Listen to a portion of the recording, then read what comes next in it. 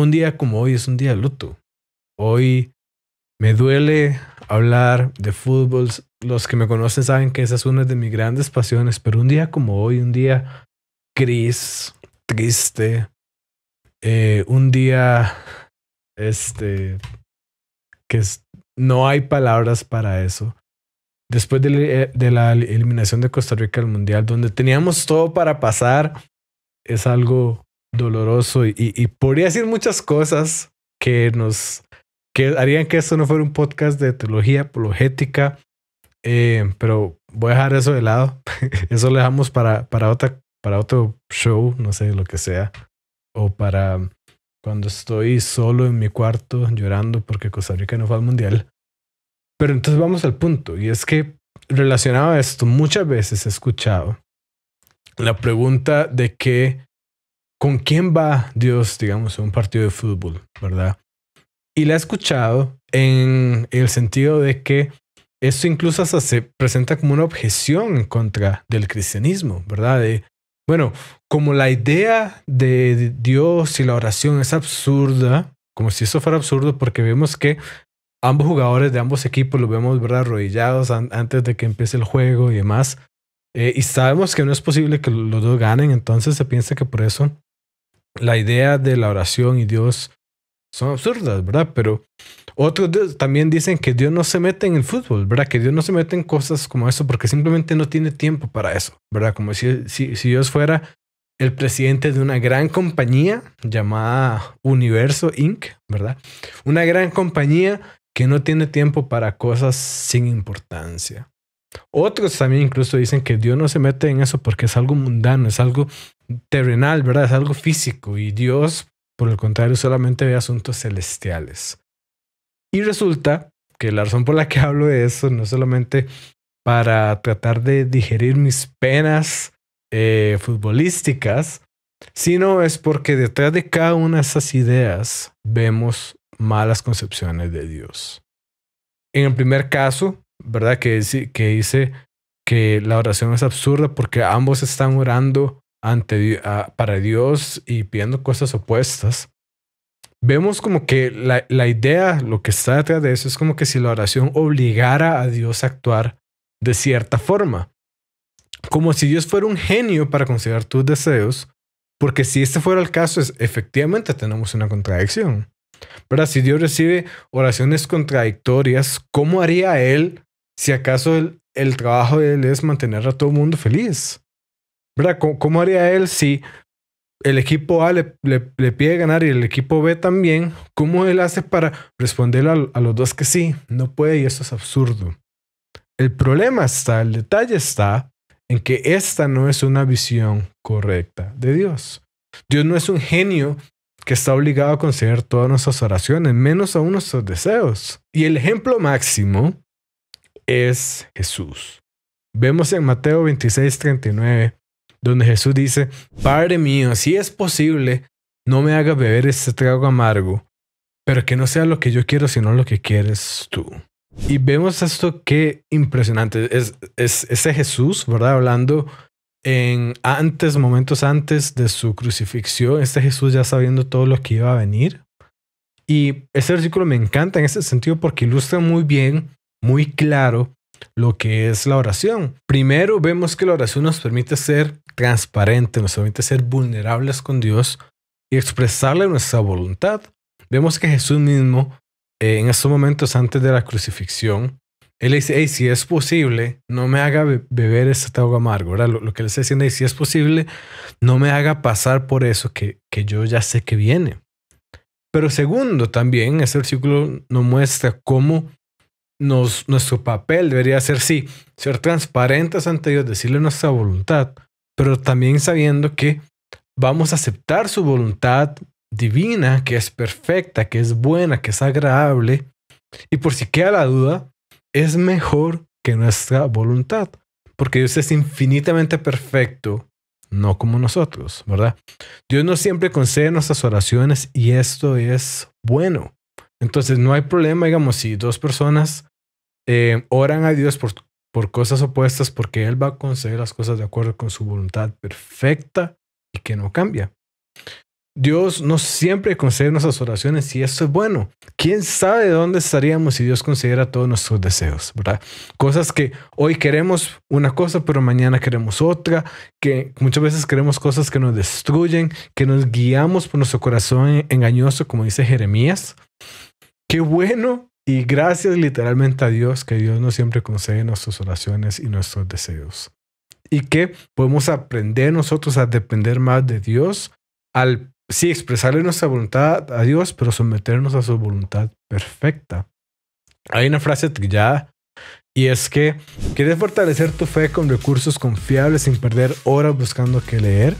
Preparé una lista seleccionada de libros esenciales de teología, filosofía y apologética para que tengas un punto de partida claro y seguro. Solamente entra a diegofalles.com/recomendados y encontrar lecturas que realmente construyen tu entendimiento y tu vida espiritual. Descubrir tus próximos libros en diegofalles.com/recomendados. Dios normalmente da 3 respuestas, ¿verdad? Puede dar un sí, puede dar un no y puede dar un todavía no. Y no siempre, ni siquiera en el fútbol, ni siquiera cuando la clasificación de Costa Rica está en juego, Dios le dice que sí a todo el mundo. Si este fuera el caso, nosotros realmente seríamos Dios y Él nada más sería un asistente nuestro para hacer lo que queremos cuando queramos y como queramos que lo hiciera. No. Dios es Dios y nosotros somos seres humanos. Segundo, recordemos esta idea de que Dios no se mete en esos asuntos porque no tiene tiempo para eso, ¿verdad? Como si fuera este presidente de una compañía que no tiene tiempo para cosas sin importancia. Que dicen, no, a mí no me molesten con eso, ¿verdad? A mí moléstenme con las cosas importantes. Y vemos que esta visión de Dios está mal por 2 razones. Primero, Dios no es un ser distante como el presidente de una compañía del que tenemos esta idea, ¿verdad? De que mejor nosotros no lo molestamos a Él con esas cosas que no valen su tiempo, ¿verdad? Dios no es este ser distante. Dios es infinito y nunca anda corto de tiempo. ¿Verdad? Dios tiene la capacidad para atender los mayores aspectos del universo, así como los menores. Dios está consciente de los grandes temas a nivel mundial, de cómo se mueven los planetas, las galaxias en el universo, pero también está consciente de cuando cae una hoja de una planta y a los pájaros cae un terreno, como la Biblia misma nos dice. Y sí, Dios también está consciente del fútbol, pero el punto es, Dios está consciente de tanto lo grande, lo importante que pasa y lo minúsculo y lo que quizás podemos decir que no es importante. Pero además, el otro punto es que Dios es un Dios relacional, ¿verdad? Y quizás Dios no está apoyando a un equipo o a una selección como en el sentido de que tiene esta camisa puesta, ¿verdad? Como si fuera un fan como nosotros. Pero Dios sabe que a muchos seres humanos les interesa. Y en medio de esa relación que Dios quiere tener con nosotros, hay un espacio en su mente para estas cosas. Es como cuando un hijo te trae un juguete, ¿verdad? Y te pides que juegues con él. Y quizás a ti ese juego o ese juguete, por el mero hecho, ¿verdad? Por lo que te aporta el juego, pues eso quizás no te llame la atención. Y tú podrías pasar 1000 veces a la par de ese juguete y ni siquiera determinarlo, ni siquiera saber que está ahí. Pero cuando ese niño te lo trae y empieza a jugar contigo, por el bien de la relación que tú tienes con ese niño, pues tú te interesas si llegas a participar del juego. Dios, el Dios relacional, tiene espacio para las cosas que a ti te importan porque tú le importas, sencillamente. Y entonces terminemos con la idea de que Dios no se mete en el fútbol porque el fútbol es una de tantas cosas mundanas y Dios solo ve aspectos celestiales o espirituales. ¿Qué podemos decir? Bueno, primero, esta idea pareciera venir más de corrientes gnósticas o incluso orientales que tratan los aspectos espirituales como las cosas, como si fueran lo único que es bueno, y las cosas que se consideran mundanas, como esta tierra, ¿verdad? Como si fueran cosas malas o por menos de segunda categoría. Pero el cristianismo no es así. Jesús no es así. Jesús mismo le da valor a lo físico cuando él mismo asume una naturaleza completamente humana. Jesús hizo cosas meramente humanas. Jesús era carpintero y hasta se preocupó por el vino en una boda. Él no andaba despreciando lo físico solamente por andar enfocado en aspectos espirituales, ¿verdad? Eso es, al final de cuentas, un falso dilema. No tenemos que escoger una o la otra y le puede dar importancia tanto a lo físico como a lo espiritual, porque vemos que Jesús mismo lo hace. Y Jesús ya nos muestra que sí le importan los aspectos físicos, que esos son buenos y que estos tienen un espacio en su consideración. Pero hay un punto extra y realmente es el punto que quiero abordar en medio de todo esto y involucra cosas más importantes que un partido de fútbol. Y es que la pregunta que surge muchas veces es, bueno, ¿de qué lado está Dios? ¿Verdad? ¿A qué equipo está apoyando Dios? ¿Con quién va Dios? Y creo que eso refleja una idea sutil, pero muy errónea en el orden de prioridades y muestra cómo el secularismo y el humanismo está infiltrado hasta en creencias cristianas. Porque esta pregunta, creo yo, no sale desde una perspectiva cristiana bíblica, pero sí puede salir desde una perspectiva cristiana influenciada por estas otras corrientes. Y es que, miren esa pregunta, bueno, ¿con quién va Dios? Mira cómo es el ser humano que está primero en la pregunta y es Dios el que se acomoda, ¿verdad? Estamos preguntando, bueno, ¿de qué lado de los dos humanos está Dios? Es decir, el ser humano ya tiene su posición definida y la pregunta es si Dios se pone de mi lado o no. Cuando en realidad la visión correcta debería ser exactamente al revés. Yo preguntar dónde está Dios, cuál es la posición de Dios y entonces yo me pongo de su lado.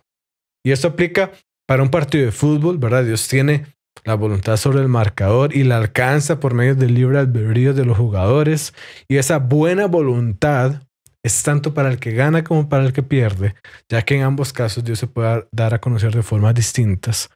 Pero el principio que estoy dando es más grande que esto. Y es que en lugar de yo buscar que Dios esté de mi lado, lo que yo tengo que asegurarme es asegurarme yo estar del lado de Dios y haciendo su voluntad.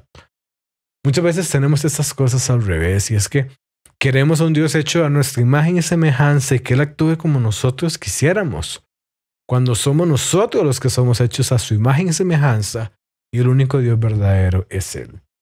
Así que dejemos que Él sea Dios y enfoquémonos nosotros en hacer lo que a nosotros nos toca. Y en este caso, un día como hoy para mí es estar de luto porque Costa Rica no estará en el Mundial. Si llegas hasta aquí, el algoritmo sospecha que eres de los nuestros. Vamos, confírmalo, tú puedes. Solamente dale like, comenta, suscríbete antes de que te recomiende otro video que nada que ver.